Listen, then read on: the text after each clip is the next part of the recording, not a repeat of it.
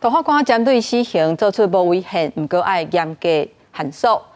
修改相关的法令。法务部按算推出无期徒刑分级等等的制度。在野党认为讲无期徒刑分级的这个制度会更加压缩法院判死刑的空间，嘛认为讲死刑适宪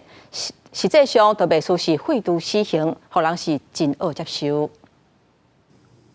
死刑遵会议题因为释宪案了后，大法官针对死刑判定无违宪，要求严格限缩以及修改相关法令。因为新北校园挂暗棍案涉案人分别互人判9年甲8年，引起被害人家属的不满，批评这种司法互人无法度接受。对这样代志，司法院甲法务部查测要伫立法院司法委员会提出专案报告。法务部研究推杀无期徒刑的分级这制度，引起讨论。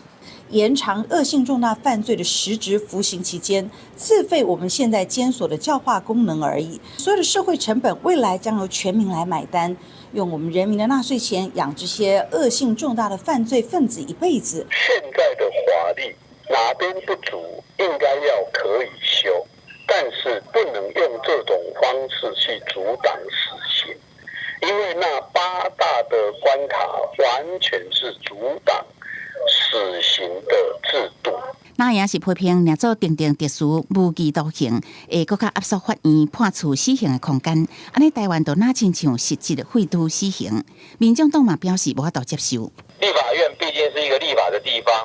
那应该是先看法务部它的因应怎么做，然后我们再来跟社会询问，不是现在就先决定要怎么做啦。对于在野党的看法，另也表示，爱看法务部的报告内容，也甲提出的修法方向了后，了解社会大众的意见甲看法，再来表态。